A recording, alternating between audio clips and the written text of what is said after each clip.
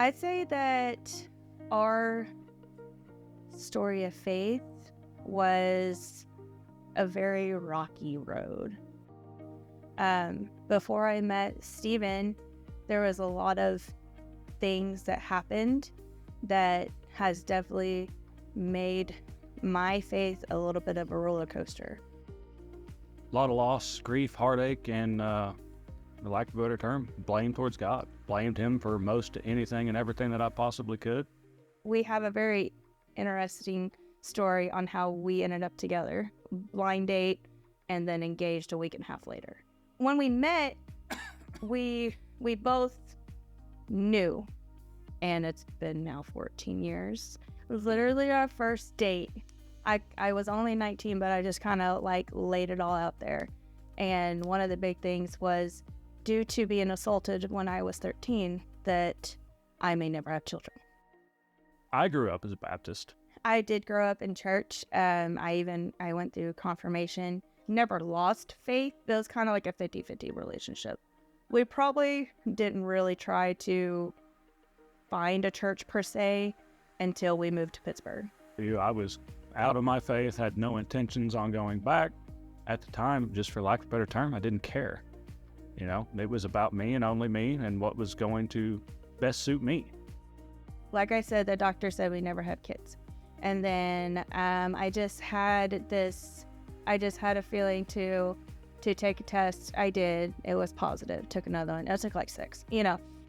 The push to get back into church and stuff definitely happened after finding out we were having not only 1 child, but 2 when we weren't supposed to. I'm going to give a shout out to Christina. She is the reason why, because she would see me at the college and she was like, you just need to go to my church. You just need to go. I'll save you a seat. You're coming on Sunday. So telling Stephen, hey, we're going to go try out a church. My biggest fear and the thing that I've experienced most and the things that have always turned me off from church is being judged. As soon as you walk in the door, you see those eyeballs roll down upon you and look down at you like, why are you here? I know what you are, who you are, what you've done, or what you've said, whatever. Yeah. I came with her for my first time here. I had no intentions on this working out. Boy, was I wrong. Your first experience day one here? Oh, nervous.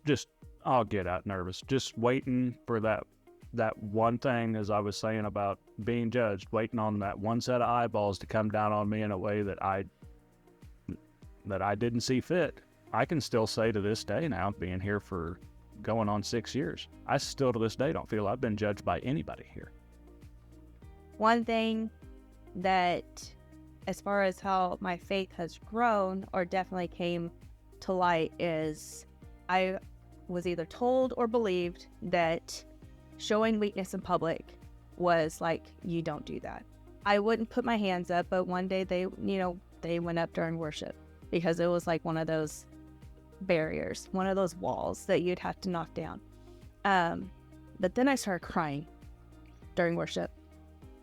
I would get so mad because there was nothing I could do about it. I was like happy and sad at the same, like mad at the same time. And it was ridiculous. I had my head down, and that was before, I had tore down some personal boundaries myself. And, said my prayer quietly and everything else, and went to pull my head up and everything else, and I couldn't. My head would not move. And I just felt this wave of just clarity is the best way of putting it. It's an amazing feeling. It really is. I hope more people come to get that same feeling, because there's nothing like it in the world. There's not an illegal drug. There's not a substance you can take that can substitute the feeling whenever you know that Jesus has touched you in a way that nothing in this material world can do.